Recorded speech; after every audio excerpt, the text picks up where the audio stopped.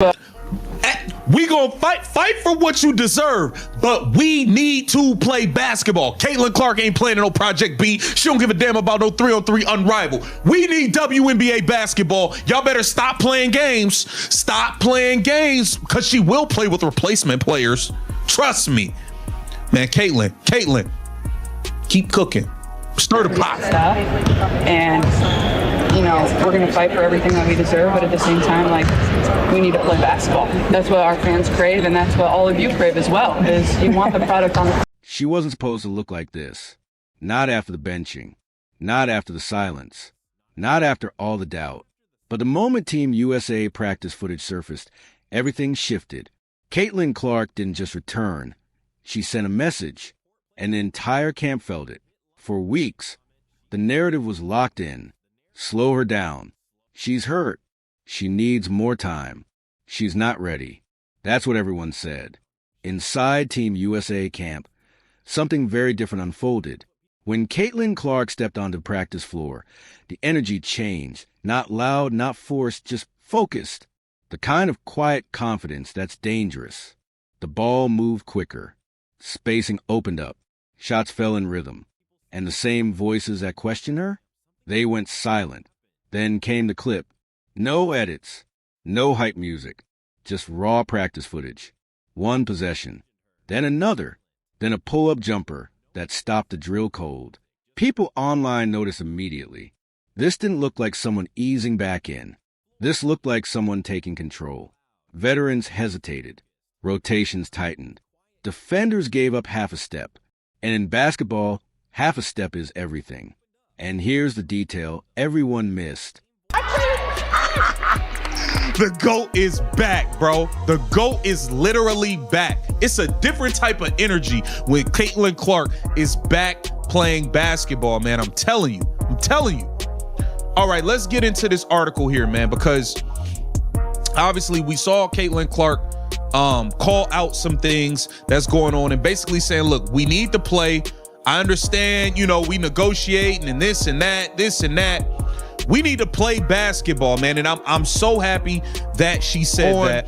CBS Sports, it says the WNBA is undermining its own product again, but a perception-altering CBA is still within reach. It's been 11 days since the WNBA and WNBPA announced that they agreed to a second She wasn't forcing anything, and that's what unsettled people. Then came the reaction that changed everything. Sue Bird, someone who doesn't give praise casually, acknowledged what everyone else was seeing. No hype, no exaggeration, just respect. And that mattered, because the message was simple and unmistakable. When Caitlin Clark is healthy, you don't try to minimize her. You adjust to her. That single moment carried more weight than 1,000 debates. When veterans recognize performance, excuses disappear. And let's be honest, this was never just about basketball. This was about pressure, expectations, and who rises when the spotlight gets uncomfortable.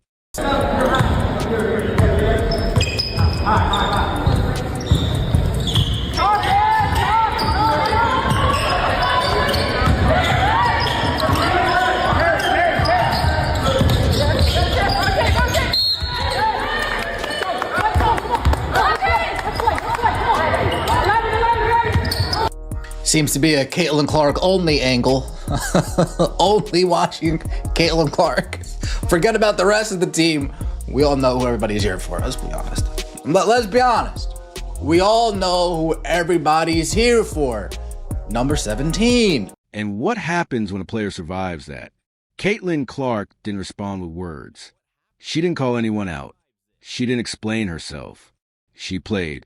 And by playing at that level, in that environment, she exposed something uncomfortable. You can delay greatness. You can question it, but you can't control it. The coaching staff didn't need to say anything. Their silence spoke louder than words. compromise on. And I'm just so glad that she came out and said this, because obviously with everything that we've been seeing in the CBA, it's so much drama, it's so much he said, she said, it's so much of the WNBA and the WNBPA coming out trying to spin the narrative and get the public's opinion on their side. But Caitlin Clark has been one, like, she has turned down so many of these off-season leagues. She has turned down all of these other opportunities because she is trying to grow the WNBA. It seems like Caitlin has literally one focus, and it's to play in the WNBA, and it's to uplift the WNBA and women's basketball, and that's all she wants to do.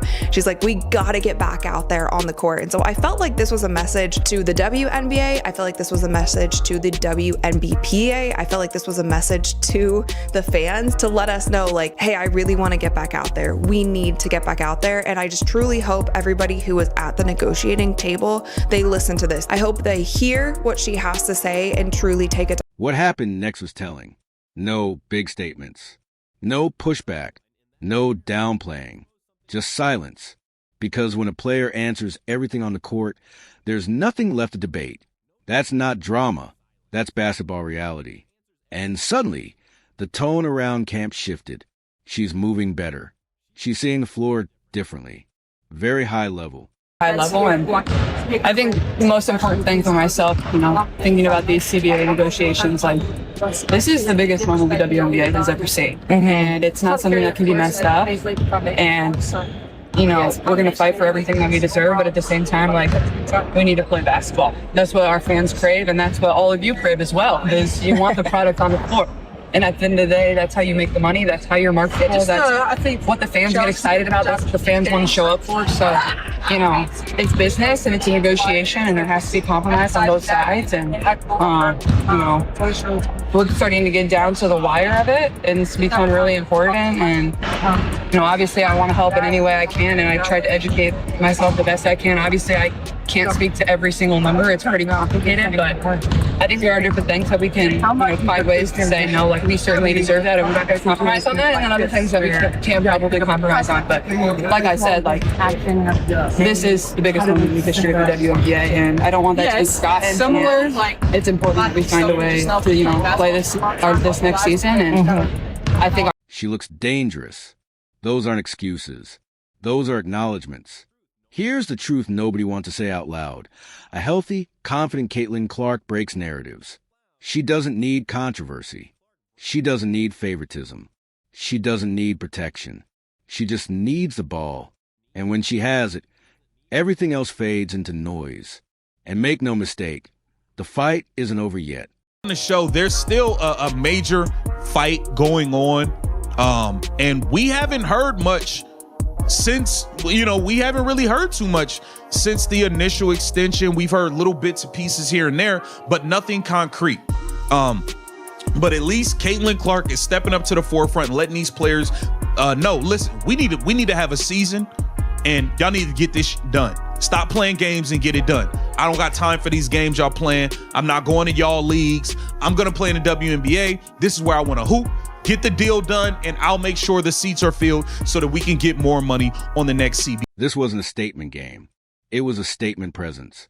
If you believe this comeback changes everything, drop a comment and share this, because moments like this don't get erased. She didn't talk. She didn't argue. She showed up,